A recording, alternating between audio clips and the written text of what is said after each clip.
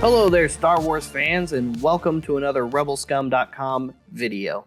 And today, we're doing one of our character profile videos, and we're actually going to focus on two characters for this character profile video. And that is the character profile of Darth Krayt and Cade Skywalker.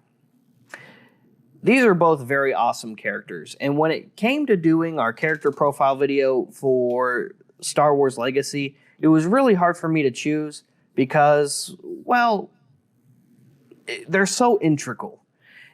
And if I'm only going to do one character profile video, I want to cover them both. So, since I couldn't decide, we're doing them both in one. And here we go. We're going to actually start off with Darth Krayt, or should I say, Asherad Het. Darth Krayt was a character who already existed in Star Wars canon, well, now Legends, by the time of Star Wars Legacy. He existed in what was the Star Wars Republic comics as Asherad Het, a prominent Jedi Knight during the time of the Clone Wars era in the rule of, well, not necessarily rule, let's say reign, for a better term, of the Jedi Order and the Galactic Republic. During his time in the Jedi Order, he was friends with characters like Anakin Skywalker, for example.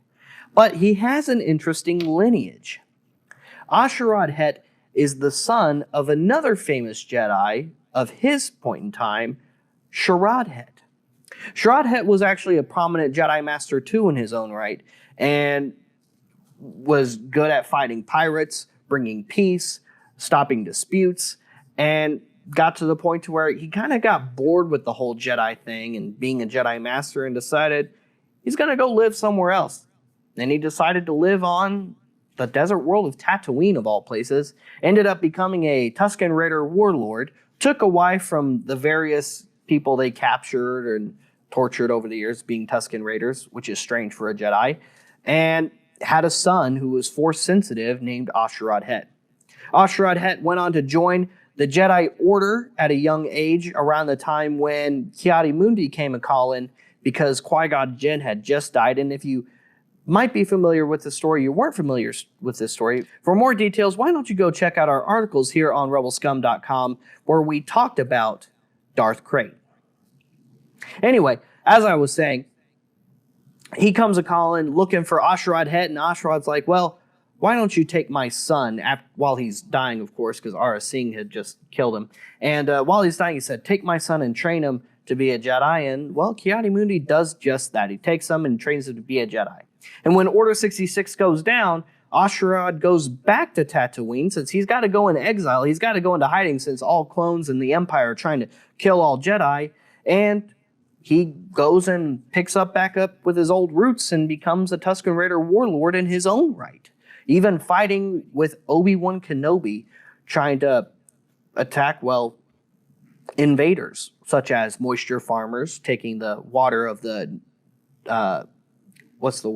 nomadic and indigenous Tusken Raiders who live there. And Obi-Wan, of course, puts a stop to that. Now, eventually, he becomes more curious and starts to travel to various places, such as Korriban, or Moraban, as it's now called in canon, which is the Sith homeworld. There, he starts delving into the dark side and starts to eventually decide to prolong his life unnaturally, which, as Sidious well put it, the dark side is a path to which many might consider to be unnatural. And it is. Eventually, in the timeline, he works his way up to experimenting with Uzhong Vong stuff, and that's how we see Darth Krayt here and now. He's actually covered in Uzhong Vong spores. And at that point, he's also amassed an army of Sith, which he creates what he calls the Rule of the One. Now, eventually in Star Wars Legacy, he sheds the spores with the help of his Sith and the help of Darth Warlock, for example, as well, and becomes more powerful as a result later on because he's not being fed on by organic parasitic armor. Makes sense. While trying to tempt Cade Skywalker at one point during one of their duels, Cade even counts that I could just kill you, I've seen your future, and you would just become basically a parasitic husk. And he would. It would just have been a mass of Uzhong Vong spores at that point, controlling whatever was left of Darth Krayt. Interesting stuff, right? Now let's move on over to Cade Skywalker, the protagonist of Star Wars Legacy. And Cade Skywalker is a very cool character in his own right as well. Cade Skywalker is the descendant of, you guessed it, Anakin and Luke Skywalker. Eventually, he is the great-great-grandson of Luke Skywalker. And he has a very interesting lineage himself. So while he is the descendant of Luke Skywalker, he is the son of Cole Skywalker, who in their timeline is a prominent Jedi himself, who's actually trying to work with Yu Zhongvong to kind of, well, restore a planet to kind of paint Yu Zhongvong in a little bit of a better light, because Yu Zhongvong had just come into the galaxy recently, messed everything up for everybody, and he kind of wanted to help the Yu Zhongvong that were good in a sense, in showing that they can also help restore and create life, since, well, all of their technology is organic based anyway. So why wouldn't they be able to, right? Well, Cole is killed off by some of the Sith under Darth Krayt, including Darth Talon, who faces off against Cade Skywalker a few times in the comics.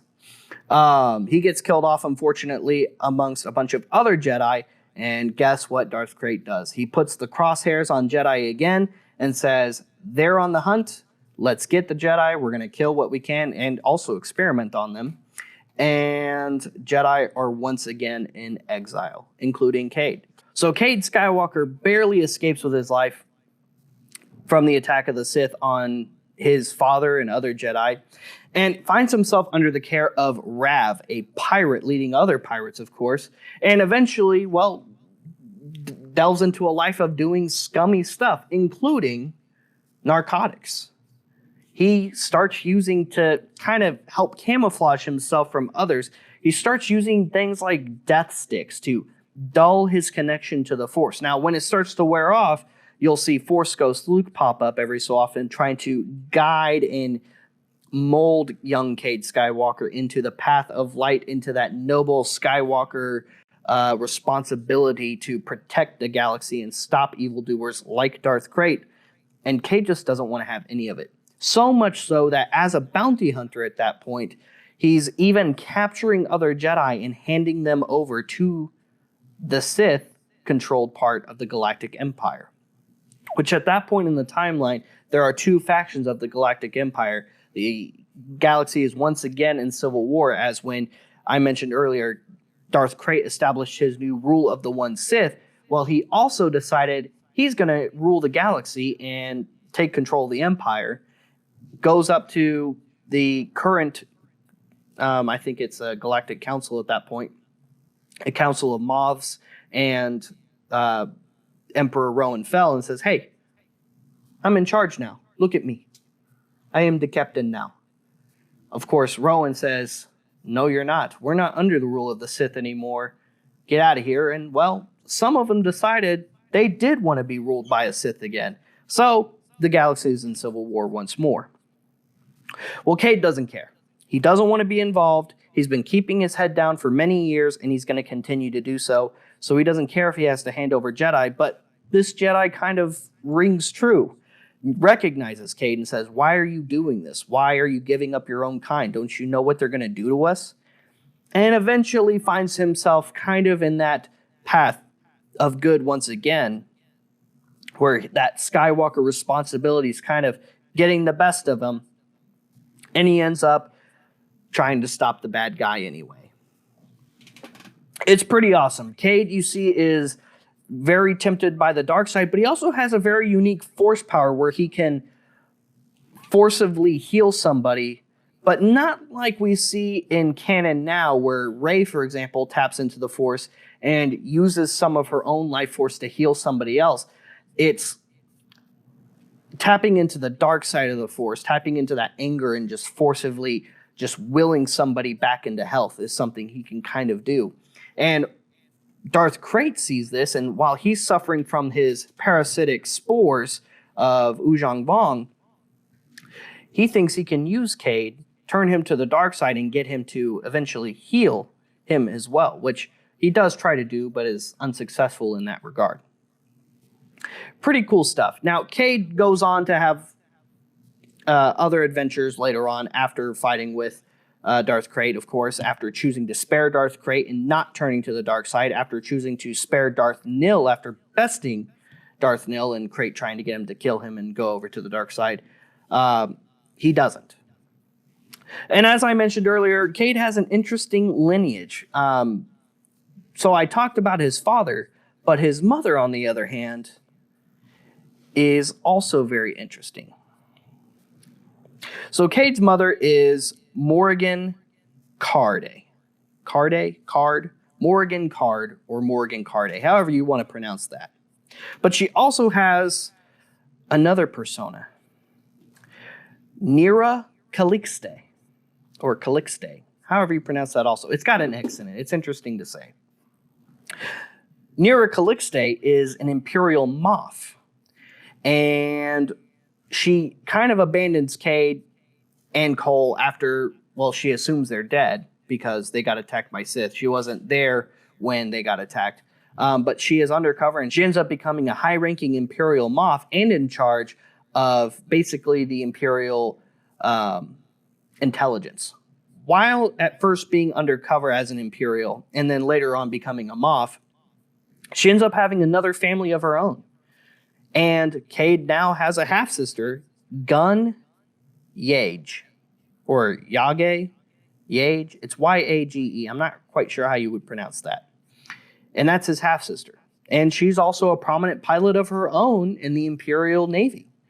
Pretty cool stuff. So Cade has a very interesting family and an interesting life, going from Jedi under the Skywalker family tree to scummy pirate to bounty hunter to kind of back to Jedi to I don't want to be a Jedi and I don't want to be a Sith. So he ends up kind of becoming what we would call a gray Jedi now and just being neutral. Much like how the Knights of the Empire are the Imperial Knights, such as Sigil Dare here, where they're not really Jedi or Sith. They're kind of neutral. They use the Force. They use it for good means, but they don't necessarily subscribe to one or the other. Pretty awesome characters, guys. But more on these later.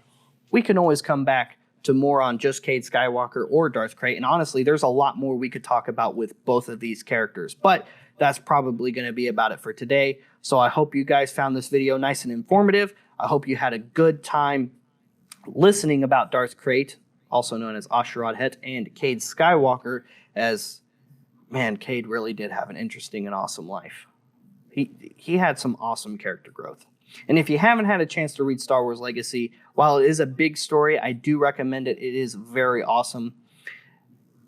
And go ahead and read more about some of these characters in our articles here on rebelscum.com.